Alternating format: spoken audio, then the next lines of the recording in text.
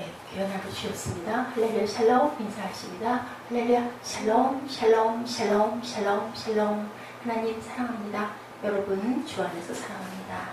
예, 오늘 35장 6기 35장 전장 1절부터 16절 캄캄한 밤이라도 우리는 하나님을 바라봐야 되죠. 캄캄한 밤이라도 그대가 의로운 하나님께 무엇을 드리겠고 그대의 고민은 어떤 인생의 길로 있다.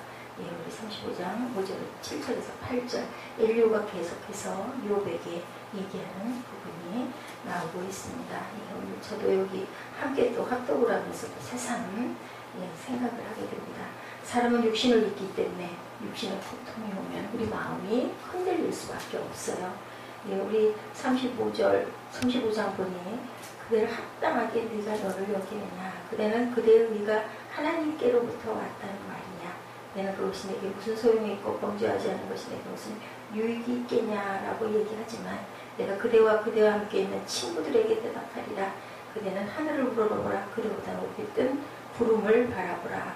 그대가 범죄하는 하나님께 무슨 영향이 있겠으며 그대의 악행이 가득한들 하나님께 무슨 상관이 있겠으며 의로운들 하나님께 무엇을 드리겠으며 그대의 손에서 무엇을 받으시겠느냐.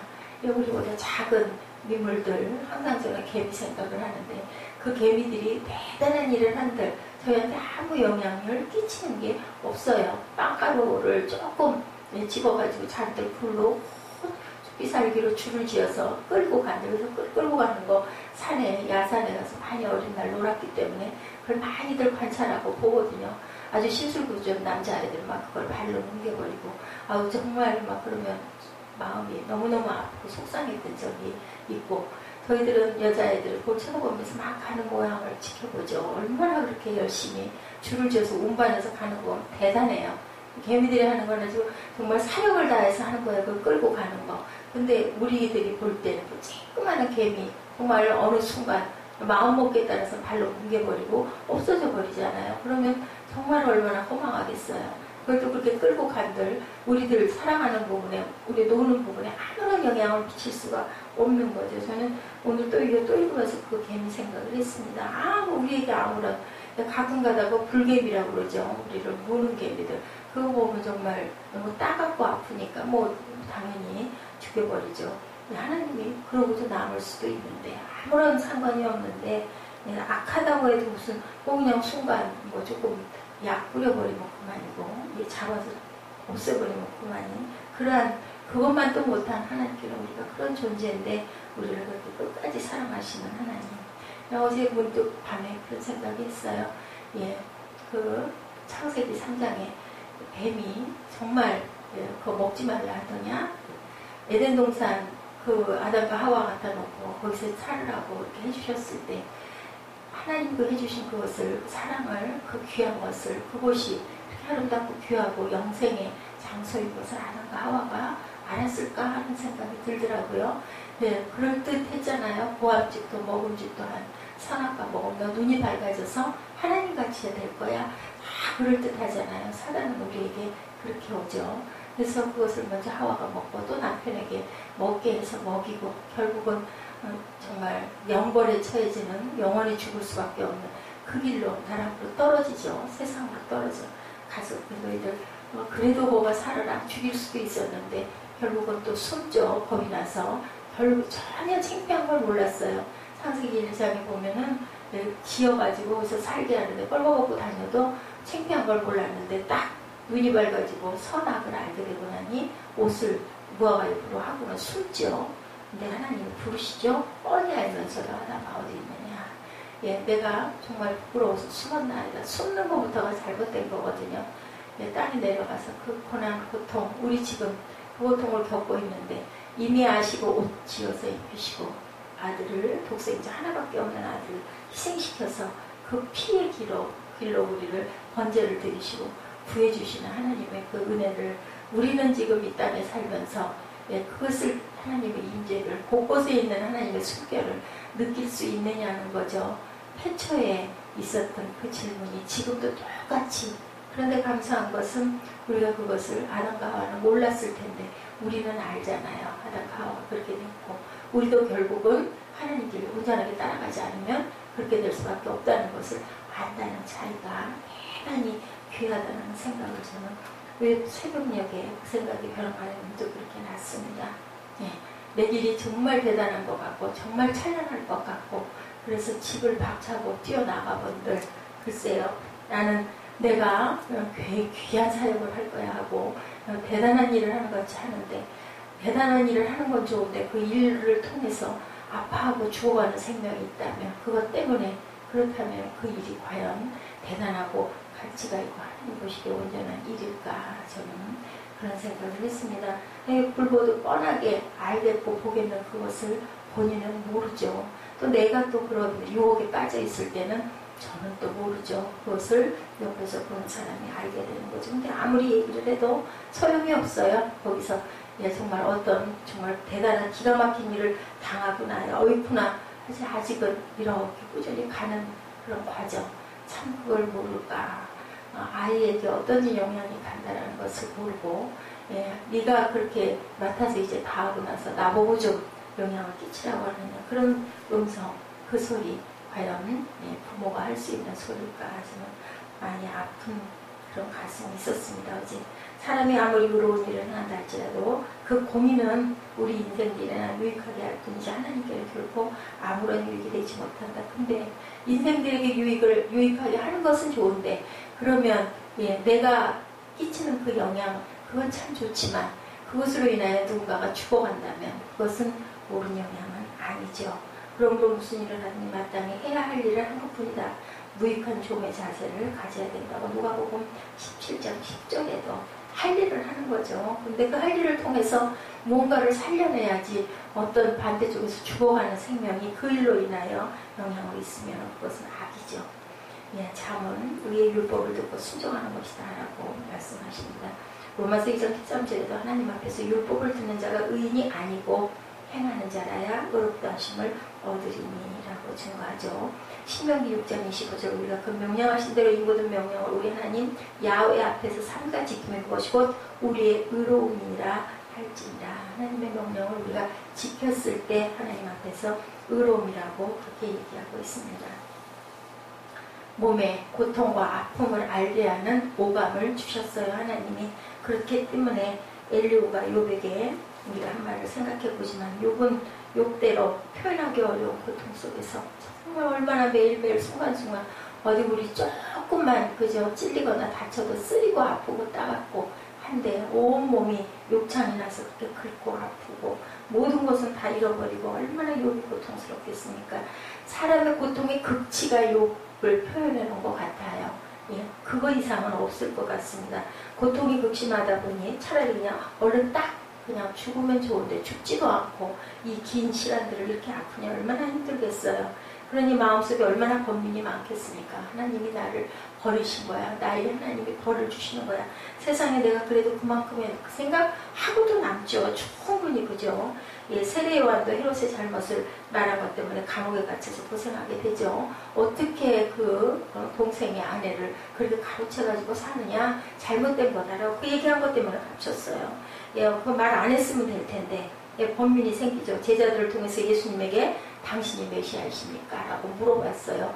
왜요? 하늘에서 그 비둘기같이 성령이 임하는 것도 봤고 어린 양이라고 자기도 소리를 쳤으면서도 질문을 하게 됩니다. 왜요? 너무나 기가 막힌 거죠. 갇혀가지고 고통 중에 있다 보니까 메시아가 맞느냐 구원자가 맞느냐 그런데 나는 이게 뭐냐 안 그랬겠습니까? 우리가 얼마든지 이해할 수 있죠. 더 심한 지경일 수도 있어요. 원망하고 욕을 하고 내가 이렇게 내 인생을 들여서 이렇게 했는데 결국 나는 여기서 죽는구나 할 수도 있다라는 거죠. 인생이기 때문에. 주기철 목사님 얘기 있습니다. 감옥에 갇혀 고생하시다가 마음의 갈등을 느끼는 것을 본 그 당국에서 왜 갇혔어요? 신앙 참배 안 한다고. 나는 하나님 외에는 누구에게도 무상하게 절할 수 없다고 무기여서 그래서 죽은 사람들이 많죠. 순교한 분들이.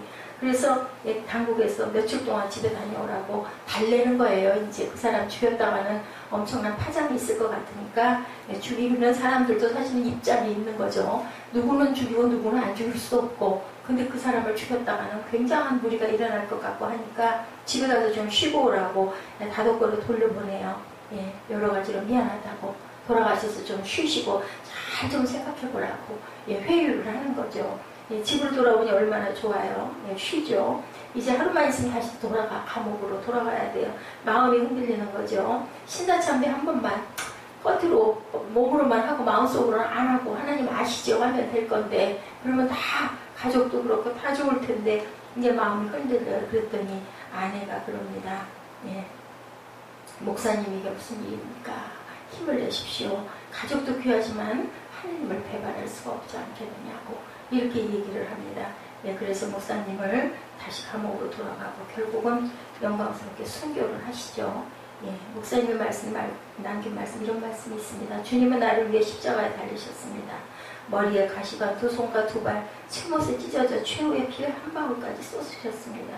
주님 나 위하여 죽으셨거늘 내 어찌 죽음을 무서워 주님 모르는 체 하오리까. 다만 일사각오가 있을 뿐입니다. 단번에 받는 고난은 이길 수 있으나 오래 끄는 장시간의 고난 참 어렵죠. 그냥 눈 깜빡할 새 사고를 당하거나 그죠? 총에 맞아서 그냥 돌아가거나 하는 거는 할 수 있는데 오랫동안 그 무서운 그 상황을 보면서 그 두려워하고 떨리는 마음, 그 순간순간 다가오는 마음, 우리 어린 날 어깨에다 불주사 맞을 때 차례 기다리고 서 있을 때 더 가슴이 조마조마 이 딸짠 딱 대고 나면은 그냥 뭐 괜찮아요. 그렇게 죽을 일은 없는데 정말 두려웠던 기억이 납니다. 예, 그 우리 주일날 그 김영민 목사님 말씀 계속 생각나요. 우리가 약하기 때문에 강한 세력을 두려워한다는 거죠. 운전이 약한 사람 어디 가려고 겁부터 나잖아요. 예, 내가 당당하고 내가 잘할 수 있으면 뭐 상관 있어요. 예, 얼마든지 실력 있는 사람들은 그래서 아주 배짱이 생기죠. 나는 얼마든지 오라 그래. 내가 무슨 말이든지 할 수 있어. 할 수 있는데 그 몸이 약한 사람은 항상 움츠러지고 겁이 나죠. 우리는 더 큰 세력에게 우리가 전폭적으로 의지해야 된다라는 그 말씀이 살아서 계속 생각이 납니다. 환난과 핍박 중에 성도는 신앙을 지켰네. 신앙 생각할 때에 기쁨이 충만하였다. 성도의 신앙 따라 죽도록 충성하겠네. 옥중에 매인 성도나 양심은 자유하던데 우리도 고난받으면 죽어도 영광되도다. 성도의 신앙 따라 죽도록 충성하겠네. 예, 그때 부르셨던 노래를 합니다. 성도의 신앙 본받아 원수도 사랑하겠네. 인자한 언어 행실로 이 신앙 전파하리라. 성도의 신앙 따라 죽도록 충성하겠네. 우리 정말 가사 한 절 한 절이 보면은 하나님의 성령의 감동으로 지어진 찬송이 정말 언제 들어도 언제 우리가 말씀 증거하다가 아니면 듣다가 그 찬양 생각나면 종일 틀어놓고 듣게 되죠. 어제는 평화로다 하늘 위에서 내려오네. 우리는 정말 평화를 원하면서도 그 평화롭지 못한 것은 우리가 그 길을 온전하게 만들어 오지 못했기 때문에 환난과 그 어두운 아픔 속에 빠질 수밖에 없는 거죠. 인생 자체가 욥이 어찌 까닭 없이 하나님을 경외하리까. 주께서 그와 그 집과 모든 소유물을 사물로 두르시니 아니니까. 주께서 그 손으로 하는 바를 복되게 하사 항상 그 소유물로 땅에 널리게 하였습니다. 이제 주의 손을 펴 그의 모든 소유물을 치소서. 그리하시면 정령 대면하여 주를 욕하리이다.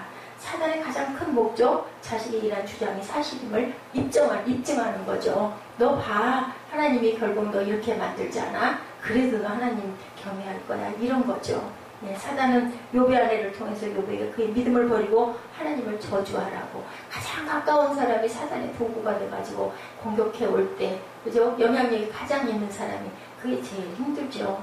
네, 욥은 여기에 대항해서 매우 혹독한 고난을 당하고 있다 하더라도 의로운 사람이라는 사실, 어떠한 고난을 당해도 그 자신의 경건과 성품과 태도를 지켜나갈 것을 주장하죠. 심한 고통 속에서 마음을 흔들리는 것, 왜 경험 못했겠습니까? 유익이 무엇인고, 범죄한 것보다 내게 이익이 무엇인고. 다시 말하면 나는 나대로 하나님을 경외하며 의롭게 살아보려고 했음에도 불구하고 이게 도대체 뭐냐 이거죠. 여기에 대한 엘리후의 답변은 모든 피조물이 하나님에게 절대 그래도 무정해야 된다. 5절 이하죠. 너는 하늘을 우러러보라. 내 위에 높은 궁창을 바라보라. 내가 범죄한들 하나님께 무슨 영향이 있겠느냐. 5절과 8절에 이어지죠. 악은 너와 같은 사람이나 해야 할 따름이고 내 의는 인생이나 유익하게 할 뿐이다. 하나님에게는 아무 관계가 없다. 네가 의롭다 해도 사람들에게는 조금 유익이 될지 모르지만 하나님에게는 아무런 관계가 없다. 그리고 너 같은 사람이나 해야지 악은. 하나님에게 아무런 영향도 미치지 않는다라는 거죠. 옳은 얘기입니다. 시편 16편 2절이죠. 내가 야훼께 아뢰되 주는 나의 주시오니 주밖에는 나의 복이 없다 하였나이다. 하나님 편에서 우리를 그의 자녀로 삼아주시는 것 무한한 영광이죠. 무한한 겸손으로 하나님께 감사해야 됩니다. 시편 8편 4절입니다. 사람이 무엇이겠는데 주께서 저를 생각하시며 인자가 무엇이간데 주께서 저를 권고하시나이까. 우리 찬양도 참 많이 하죠. 144편 3절에도 야훼여 사람이 무엇이간데 주께서 저를 알아주시고 인생이 무엇이간데 저를 생각하시나이까. 아무런 상관이 없을 수 있어요. 왜 눈에 보이지도 않을 만큼 개미는 눈에 보이기나 하지 않습니까? 그런데 영이신 하나님은 모든 것을 만물을 두루 관찰하시고 지금도 계신다는 거죠. 사람은 헛것 같고 그의 날은 지나가는 그림자 같다. 시편 144편 4절입니다. 인간을 보살펴 주시는 것 자체가 우리는 정말 정말 황송할 뿐이에요. 황송.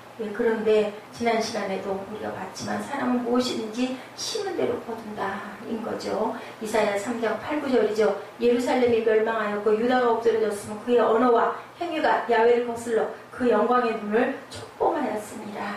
안색이 스스로 증거하며 그 죄를 발표하고 숨기지 아니함이 소돔과 같다. 그들의 영혼에 화가 있을진저 그들이 재앙을 자취하였도다. 우리가 심은 대로 거두어요. 그래서 말년이 좋은 사람들, 주변에 많은 좋은 사람들 있는 사람들은 젊은 시절부터 잘 쌓아왔기 때문에, 관계를 잘 이루고 왔기 때문에, 잘 살았나 못 살았나를 보려면 나이가 많이 들어서 그 주변에 있는 사람들을 보면 알 수 있다고 하죠. 잘못 쓴 인생들은 가시밭길이고 아픔이고 고통이고 고독이고 그렇습니다.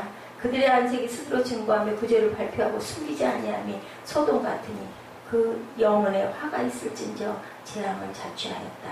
한 사람이 죄를 범하면 자신이 불행할 뿐만 아니라 다른 사람에게도 불행을 안겨준다라는 것, 그것을 생각할 줄 알아야 되죠. 나만 조금 살면 되는 게 아니라 나로 인해서 내 가족이 피해를 당하고 나로 인해서 내 이웃이 어려움을 당하게 된다면 절대로 내가 아무리 즐겁고 기뻐도 그 길을 가서는 안 되는 건데 그거 포기 못하죠. 경건하고 신실한 사람은 그들 이웃들에게 축복이 되는 반면에 불신실하고 불경건한 사람은 이웃에게 부담이 된다는 겁니다.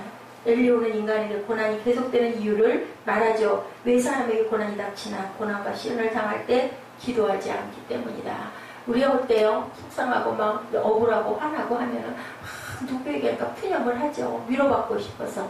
그래서 인생입니다. 근데 그러기 전에 하나님께 기도할 줄 알아야 되고, 그런 마음이 있을 때일지라도 어떻게 해요? 잠잠히 사람에게는 입을 다물고 하나님께 부르짖을 줄 아는 믿음이 돼야 된다는 겁니다. 헛된 부르짖음은 하나님이 결코 듣지 아니하신다라는 것도 우리가 알아야 됩니다. 요한복음 9장 31절입니다. 하나님이 죄인을 듣지 아니하시고, 이사야 1장 15절입니다. 너희가 많이 기도할지라도 내가 듣지 아니하리니 이는 너희 손에 피가 가득함이라. 누구요? 다윗의 손이 피가 가득해서 하나님께서 성전 봉헌을 받지 않으시고 솔로몬 네 아들 때문에 받을게.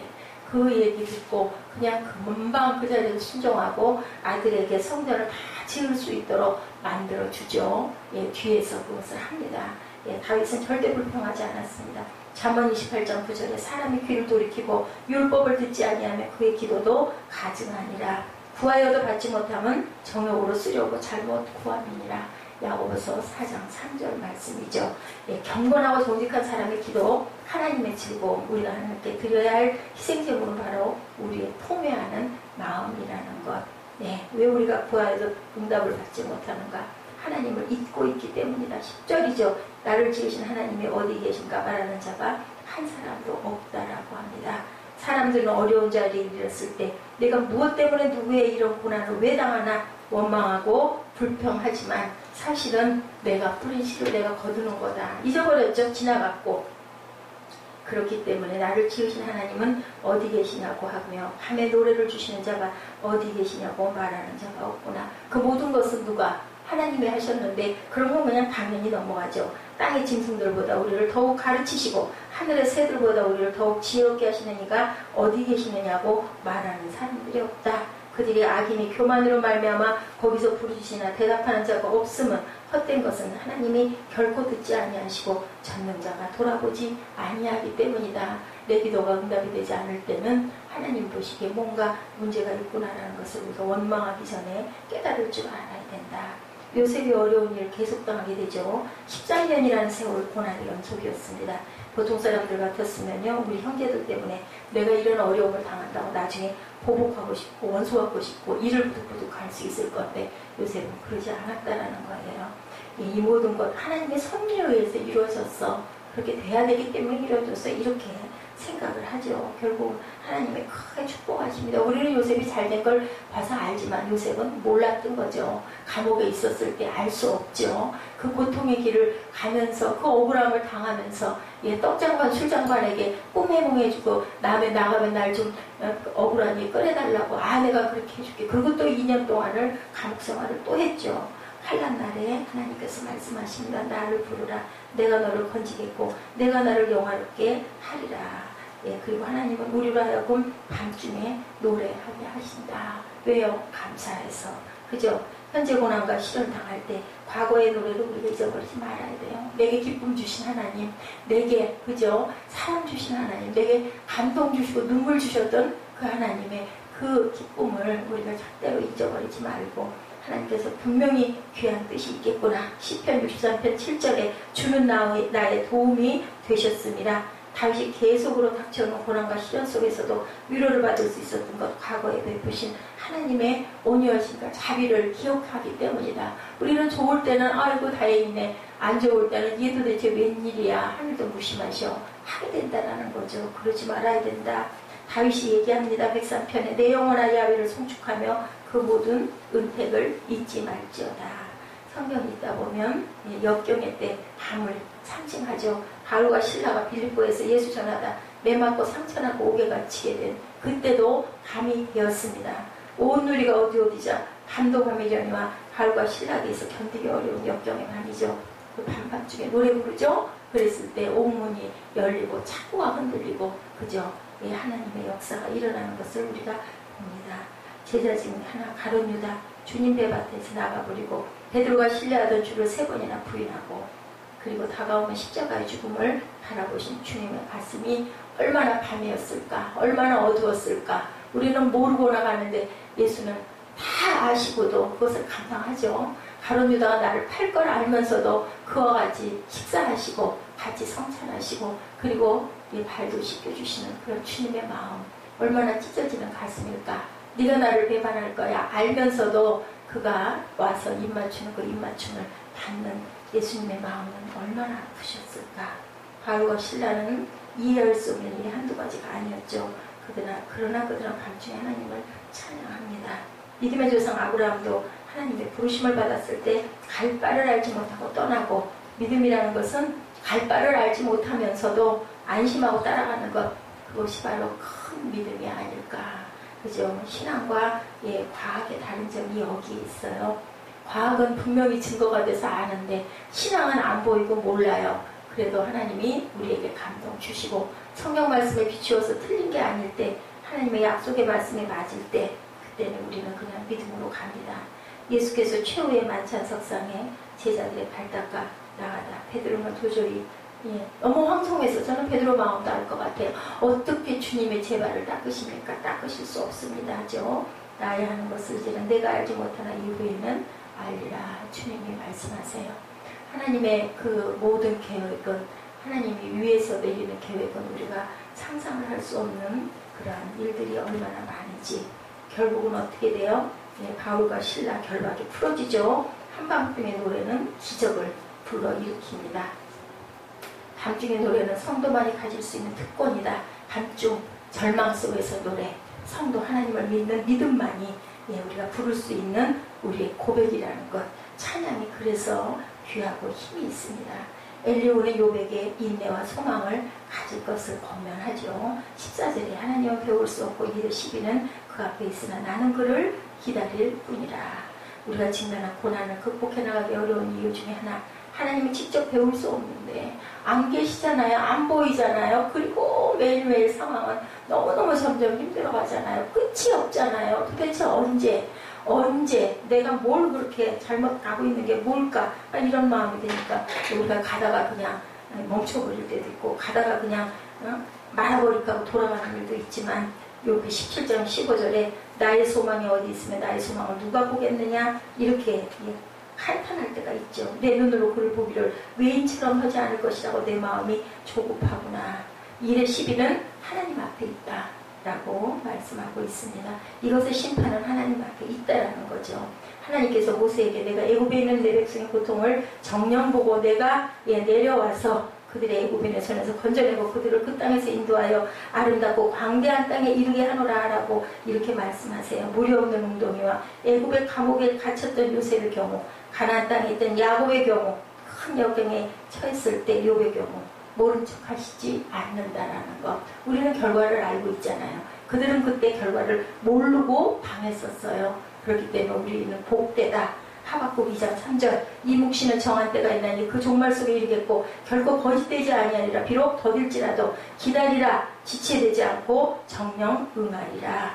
하나님을 의지하려면 하나님을 알아야 되는 거예요. 그래서 알려고 우리가 말씀을 이렇게 보는 거죠. 시편 9편 10절입니다. 야훼여 주의 이름을 아는 자는 주를 의지하여 하오리니. 견디기 어려운 고난에 처했을 때 가장 중요한 것, 보이지 않는 하나님을 우리가 신뢰하는 거. 어떻게 신뢰해야 해요? 하나님 말씀에 증거가 있으니까. 우리 선진들이 구약 신약을 통해서 겪어온 경로가 있으니까. 그래서 증인이에요. 우리도 우리 후대에게 알려주고 가는 거죠. 고난당할 때 우리는 약해지기 쉽고 우리는 아무것도 아니라는 것.